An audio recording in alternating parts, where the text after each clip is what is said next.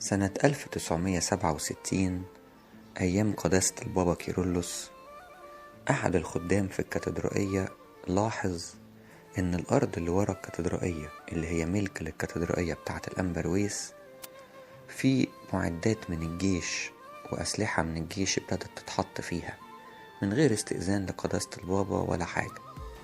اتضايق من المنظر قوي، دي معسكرات للجيش، وراح بسرعة جري على قداسة البابا وقال له الحق يا سيدنا، الجيش بيحط معداته في الأرض بتاعة الكاتدرائية.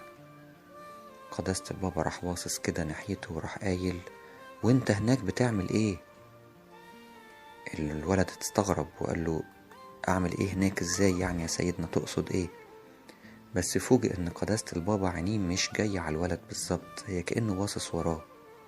فالتفت وراه لقى قداسة البابا بيكلم صورة ماري مرقس وبيقول له: وانت هناك بتعمل ايه؟ يعني ماري مرقس انت هناك بتعمل ايه؟ الولد او الخادم ده اتكسف وبص في الارض، وقداسة البابا راح قايل له: ما تخافش يا ابني، ربنا هيتصرف، ربنا هيتصرف. بيقول الخادم ده: انا بصراحة اتضايقت وجه في بالي ازاي قداسة البابا ما يروحش يكلمهم ولا يرفع سماعة التليفون ويكلم المسؤولين. لازم ياخد خطوة، ما يبقاش سلبي كده، لازم يعمل اتصالات ويخلص الموضوع دلوقتي قبل ما يكبر، يقوم بعد كده يكلم ماري مرقس وخلاص. واخد بعضه وخرج. بعد كده بيقول الخادم ان تاني يوم لقى قداسة البابا جايله وبيقوله: تعالى يا ابني ما اقولك، بص معايا من الشباك كده. وبيبصوا من الشباك لقوا الجيش بيلم كل معداته وكل أسلحته وكل المعسكر اللي كانوا عاملينه وبيحملوه على العربيات وماشيين.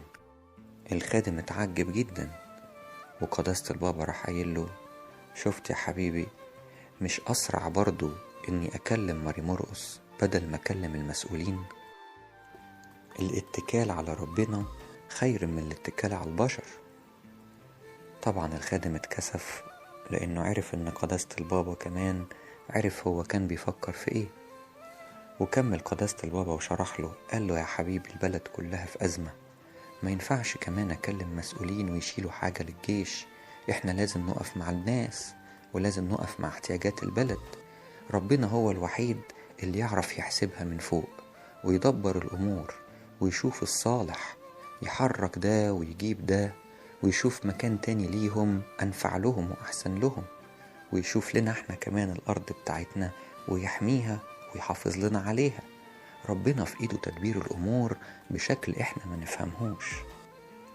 اتعلم الخادم درس عميق وتعلمناه احنا كمان، ان الاتكال على الرب وحكمته وقدرته أعظم وأسرع بكتير من البشر وإمكانياتهم.